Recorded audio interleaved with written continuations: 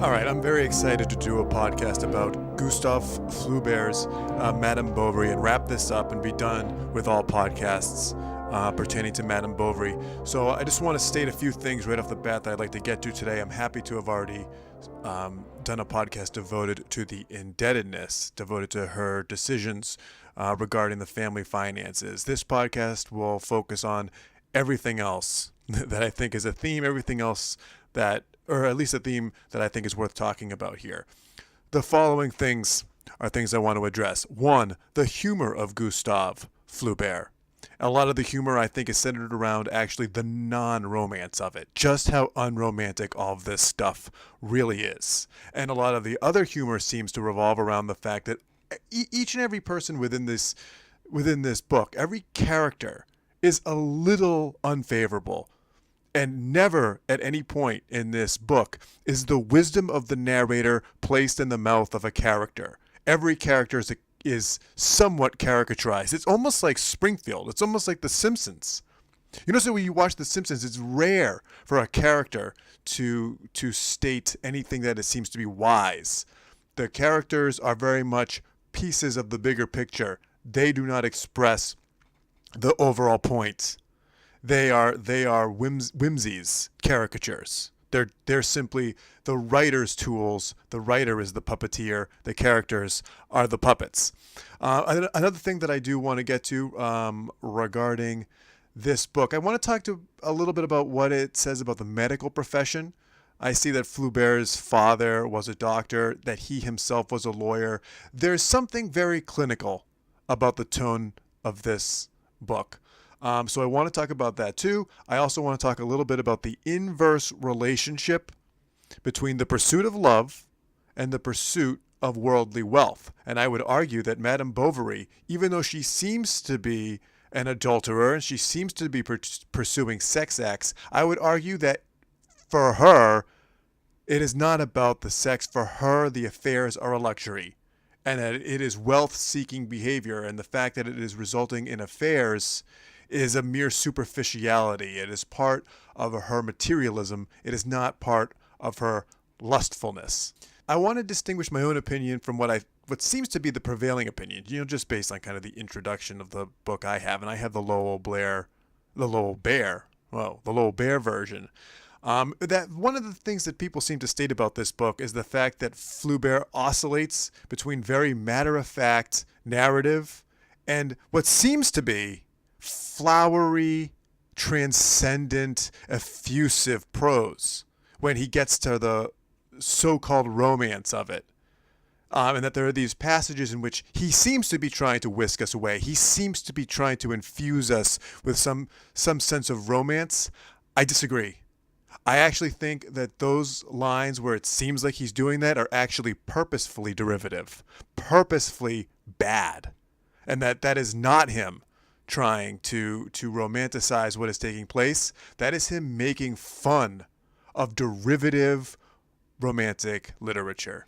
So let's get to some of the humor. I love the humor in this book, and most of the humor, I think, comes from situations where we would hope for or expect there to be a little romance.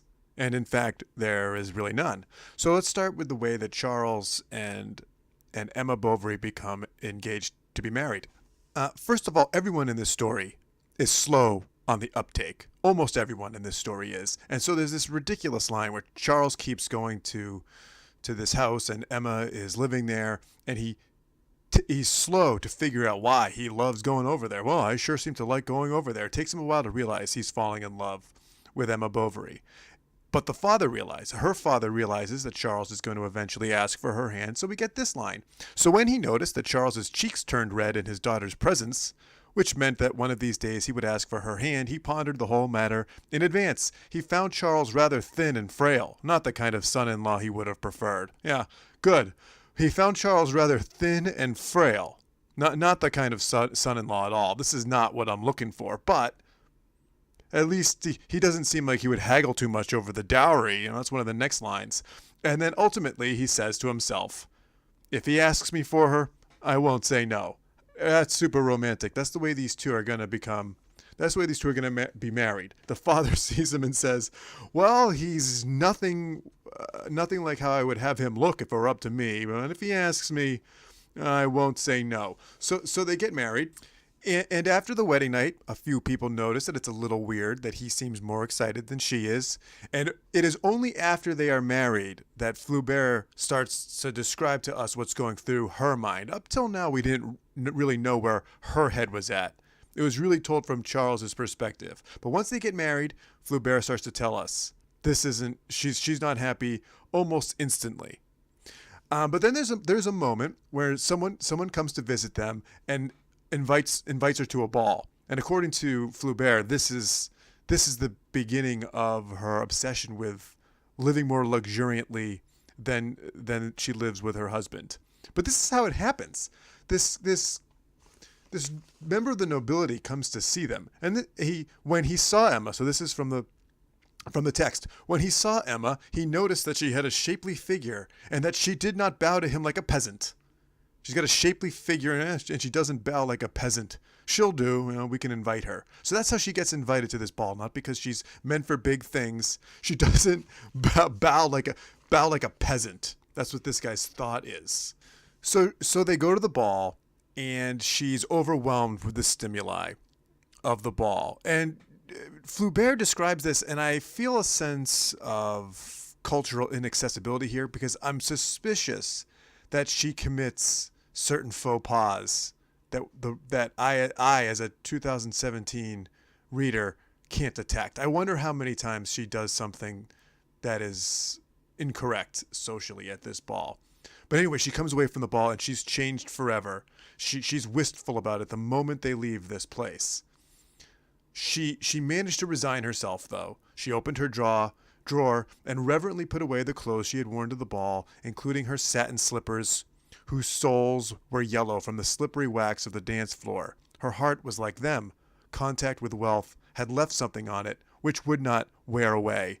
So from this point forward, as Flaubert tells us, she's never going to quite be the same again. She thinks she's destined for better things, and we get that language here. Everything immediately surrounding her, the boring countryside, the idiotic bourgeois people, the mediocrity of everyday life, seemed to her an exception in the world, something she had fallen into by accident. While beyond all this, the realm of bliss and passion stretched forth as far as the eye could see. In her longing, she confused the pleasures of luxury with the joys of the heart, elegant customs with refined feelings. Did not love, like Indian plants, require prepared soil and special temperatures? So I think that's funny. This is the second time I think that she compares herself to some kind of an exotic plant. And I think it's interesting that she hates this boring countryside and she hates the bourgeois people. And it's an agricultural countryside, and yet she thinks she's this exotic plant. But that is ironic because as she's deciding that she's destined for something better, she still can't think of a metaphor any better than an agricultural one and compares herself to Indian plants. So she's really not any more refined than anyone else. And her poor husband can't do anything. He can't do anything but irritate her. There's a description when they're on a day trip, and she's already met Leon, who's going to be one of her two lovers are Leon and Rudolph, and she's going to meet Rudolph later, and she's not going to actually do anything with Leon until even later still, but he's already been introduced. And so they're on this day trip. And here's the line. Then she turned her head. Charles is her husband. Then she turned her head. Charles was there. His cap was pulled down to his eyebrows, and his thick lips were quivering, which added a certain stupidity to his face. Even his back, his placid back, was irritating to look at. It was as though she could see all his dullness spread across his coat. As she was looking at him, drawing a kind of perverse pleasure from her irritation, Leon took a step forward. The cold that had made his face turn pale seemed to give it a sweeter languor. She's such a ridiculous... So let's read the rest of this, actually. Leon took a step forward.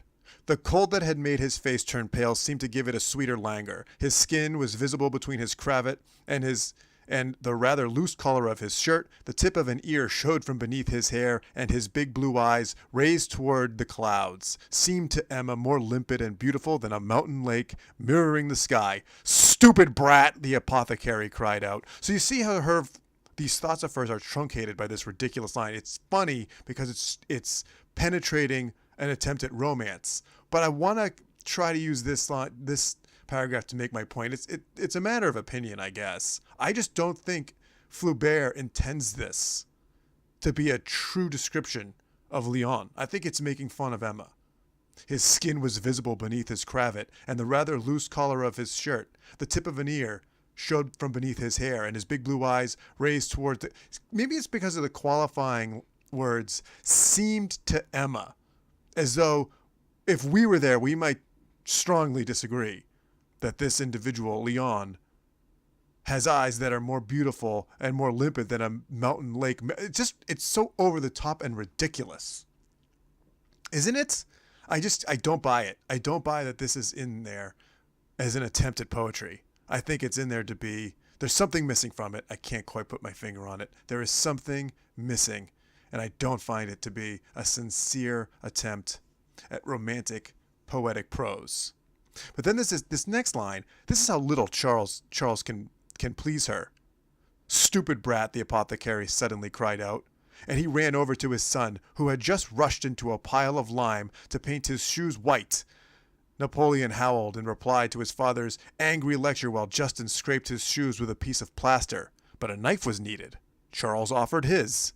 "Ach," she said to herself, "he carries a knife in his pocket like a peasant." He can't offer a knife to someone who needs a knife without her thinking he's this peasant. Also, she's slow on the uptake. She's thinking about it later. We'd already said earlier, it took Charles a while to even realize that he was in love with Emma. This is how slow Emma is on the uptake. By the way, Léon has been doting on her. It's obvious. She found him charming. She could not take her mind off him.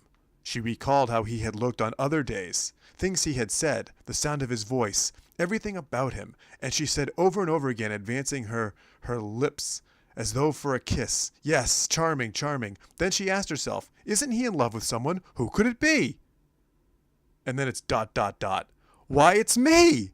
She's a little slow. I can't believe it took her a long time to figure this out. But then Léon has to leave, and he leaves they live in the town of Yonville in France, and Charles Bovary is the officier de santé there, which is kind of like a doctor, right? So moving on, now we must introduce Rodolphe Boulange, who's 34. He had a brutal temperament and a shrewd intelligence. Furthermore, he had had a great many mistresses and was a good judge of women. He had judged this one to be pretty. So he was now thinking about her and her husband. This is what he's thinking. Listen to this line. This is supposed to be funny. He was a good judge of women. He judged this one to be pretty. Like, you're expecting the next line to be that he's going to see that he's going to spot her for what she is, or he's going to have a sense of her character. No, he was a good judge of women. This one was pretty. Oh, she's party. It's supposed to be funny. And here's his line of logic. As he considers pursuing her, he seems very stupid. That's him thinking about Charles. Charles seems pretty stupid. She must be tired of him by now, thinks Rodolphe. His fingernails are dirty, and he hasn't shaved in 3 days. And she's bored. She wishes she could live in town and dance the polka every night, poor woman. She's gasping for love, like a carp gasping for water on a kitchen table. A few sweet words and she'd adore me, I'm sure of it. She'd be affectionate, charming. Yes, but how could I get rid of her later? This is what he's thinking about. In thinking about how he's going to pursue her, he's already thinking about how he's going to get rid of her later. This is the romance of her affairs. Also, there's no language about how she belongs in polite society. Oh, she's got a noble character. She doesn't belong here. She's that out of place. Nah, he doesn't go that far. She's graceful as a Parisian, he says. And how the devil did she get here, he asks. She thinks she's refined and sophisticated, and there's nothing in here about that. She wishes she could live in town and dance the polka every night. She should be dancing the polka. Not she belongs at at a glorious ball. She was born for the Parisian court. Yeah, she wants a better life than this, polka dancing and the little jig. And is this a romantic vision? She's like a carp. She's gasping for love like a carp, gasping for water on a kitchen table. That's romantic. It's like a dying fish. Oh my God, there's nothing romantic about this. And the task won't be difficult at all. A few sweet words, he's going to skewer this carp, no problem. And we finally get those sweet words at this town fair. Aren't you disgusted by the way society conspires against us? Is there a single feeling they don't condemn? The noblest instincts and the purest affinities are persecuted and slandered. And if two poor hearts manage to fight each other, everything is organized to keep them apart. This is what he says to her. And by the way, Flaubert has read his Plato. I bet you. Guarantee it. Flaubert has read his Plato. Alcibiades. Okay. Now he was leaning forward with his elbows on his knees, back to reading this. Raising his face to Emma's, he looked at her intently from close up. In his eyes, she could see little streaks of gold radiating from his black pupils, and she could even smell the fragrance of the pomade that made his hair glisten. She suddenly felt languid. She recalled the Viscount who had waltzed with her at La Vaubyessard. I might have butchered that name. She's remembering the ball. She's remembering that ball I had mentioned earlier, and in the next instant.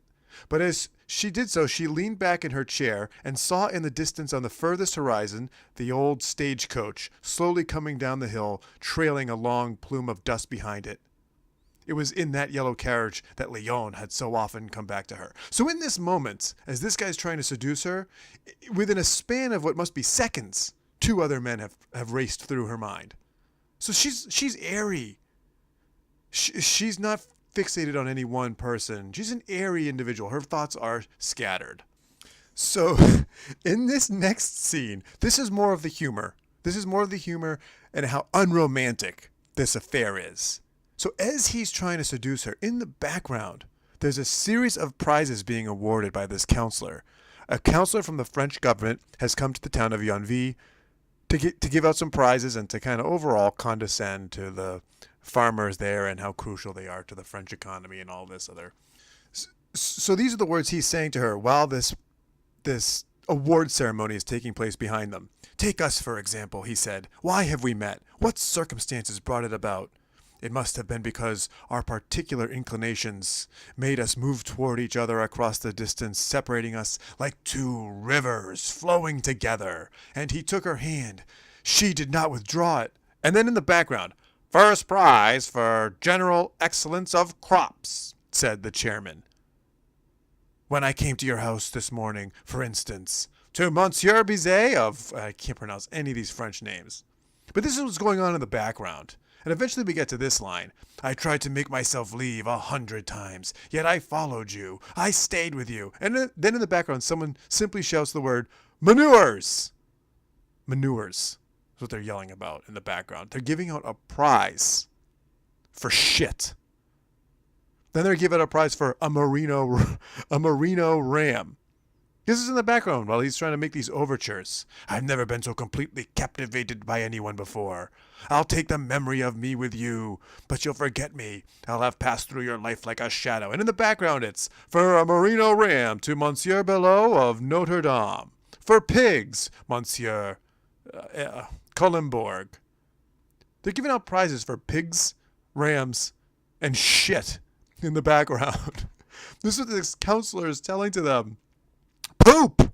I love you so much. Let's talk about shit. You don't come to Yonville without smelling that shit, I guess. This is where they live. This is how unromantic this is. So unromantic this book is. Okay, so I think I've made my point about the humor and the non-romance of it. So, and I already did a podcast about how she incurs this debt from the dry goods salesman in the town, Monsieur Leroux. And at the end and towards the end, though, we start to get some language that I think to me is signaling that Flaubert is making a point about the inverse relationship between the pursuit of love and the pursuit of worldly wealth. How the two things are very different, how one can kind of spoil the other. And here we get this line. Her last recourse in trying to absolve her debt is going back to Rudolph. Long after he has forsaken her, she goes back to him to see if he might lend her some money in order to pay off her debts. A few moments later, he said calmly, "My dear lady, I don't have it." So this is from the text. So he tells her he doesn't have it. Flaubert writes, "He was not lying. If he had had the money, he would no doubt have given it to her. Even though such noble actions are usually disagreeable, for of all the winds that blow on love, none is so chilling and destructive as a request for money." So this is the narrator. This is Flaubert narrating this to us, that of all the winds that blow on love, none are so chilling and destructive as when one person requests money from the other. And a few moments earlier, she had gone to Leroux, and she had tried to seduce him. She had tried to sleep with him in order to remit the debt, and he refuses her advances. And in doing so, and in this scene, he says something very interesting, because her indebtedness, he's been lending her the money that she's been spending. He has been lending her the money that she's been spending on all this crap. She's been going to the city of Rouen in order to see her lover Leon, and she's been spending money. She's been wasting money doing it, and it's been Leroux's money. And now she owes him. And so what he says to her, I think, is interesting. She began to stammer incoherently, says Flaubert. She had known nothing about it. That's the fact that this debt is going to collection. It had come as a complete surprise to her, she says. "Whose fault is that?" said Leroux, bowing ironically. And then Leroux says this: "While I work like a slave, you're out having a good time for yourself." This is what he says to her. That's an interesting thing to say. While I work like a slave, you're out having a good time for yourself. So it's funny. He's made all the right choices in life, basically. He lives a normal life. He's got money. He's about to benefit from their indebtedness. But here he is. Is there not a pang of envy here? As stupid as she is, and as ruinous as her behavior has been, and as responsible as he is. Yeah, he's been working like a slave while she's been out having a good time. Is there not a bit of a pang of envy that she's living a lifestyle that is not accessible to him? And that he has thought about it at nights. You know, maybe he has, just before he's gone to bed, as he's perhaps looking over these loans that he's issued to her and these promissory notes that he has issued to her, and he's handed over her cash in exchange for these notes. And as he's waiting for it all to come to fruition, when he will finally benefit from it, don't you think there must have been times when he's sitting there thinking, but at this moment, she's out having a good time while I sit here and wait to just make a little money. And don't you think he begrudges the fact that he has had a materialistic lifestyle kind of forced upon him? He's got no talent for love. He couldn't lead her life if he wanted to. That door is closed to him. And I think there are pangs of envy here. While I work like a slave, you're out having a good time for yourself. And then when she tries to seduce him, she was abject. She pleaded with him and even put her long, pretty white hand on his knee. "Stop that," he says. "You act as though you're trying to seduce me. You're disgusting," she cried. Okay? So she's sort of, who knows? I think that's what she was trying to do. And he rejects it. He has forsaken this life. It reminds me of the opening scene in the Ring Cycle by Richard Wagner. The first opera in the Ring Cycle is Rheingold, and that starts out with 3 nymphs and this little dwarf Alberic, and he's a horny little guy, and he strikes out with the 3 of them, and they mock him. They mock him for being ugly, and they toy with him. They toy with his emotions as they make fun of him, as they deny him his advances. And then they foolishly reveal to him that the only person who will have access to their gold, this vast treasure that they are tasked with guarding, is one who renounces love. And he does. He renounces love and he steals the treasure. And it is that moment that kickstarts the conflict of the entire Ring Cycle. That those who have that gateway closed to them, they pursue the material path. The two things are a little exclusive, the pursuit of wealth and the pursuit of love, and I think Flaubert agrees. I'm going to have to do the medical stuff in a different podcast. That's it for this. Good stuff from Flaubert and Madame Bovary, who wishes she could live in town and dance the polka every night.